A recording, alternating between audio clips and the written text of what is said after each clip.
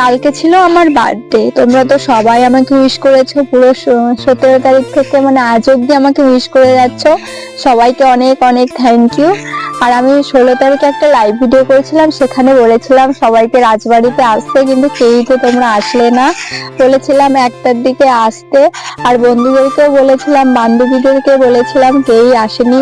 সবার নাকি বাড়িতে প্রবলেম রয়েছে, জানি না কিসের প্রবলেম। এই আজকের দিনটা আর কোনোদিনই ফিরে আর আসবে না। একটা দিন আসতে বলেছিলাম, তোরা কেউ আসিসনি। আজকে থেকে আমি ভাবলাম যে আমার কোনো না আছে বন্ধু, না আছে বান্ধবী, কেউ নেই, আমার বন্ধু বান্ধব কেউ নেই। তো মামাদেরকে বলেছিলাম, মামারা এসেছিল। এখানে মানে বার্থডে সেলিব্রেট হচ্ছিল, এখানে মানে ডেকোরেশনটা ঠিকঠাক করে মানে করেছিল। এত হাওয়া আসছিল যে হাওয়ায় সব উড়ে দূরে চলে গেছে। আর এই ড্রেসটা তোমাদের কেমন লাগলো অবশ্যই কমেন্ট করে জানিও। এটা কিন্তু আমার একটা ড্রিম ড্রেস, মানে ছোটবেলার থেকে আমার অনেক ইচ্ছে ছিল, নিজের স্বপ্ন আর ইচ্ছেটা নিজেকেই পূরণ করতে হবে। তাই আমি সেই ইচ্ছেটা আমার নিজেই আমি পূরণ করলাম। তোমরা অবশ্যই কমেন্ট করে জানাবে যে এই ড্রেসটা পরে আমাকে কেমন লাগছে।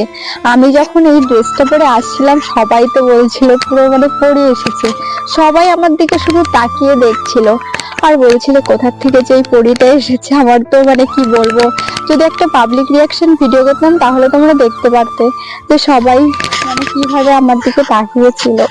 আর এই ড্রেসটা আমার অনেক মানে ছোটবেলার একটা শখ, ইচ্ছে বলতে পারো। আজকে ফাইনালি স্বপ্নটা পূরণ হলো। তোমরা মানে জানবে কিনা জানি না, কোনো ইচ্ছে যদি থাকে মনের মধ্যে, সেটা একদিন না একদিন ঠিকই পূরণ হবে। মন থেকে সবকিছু চাইলে মানে আগে হোক পরে হোক সেটা হবেই হবে।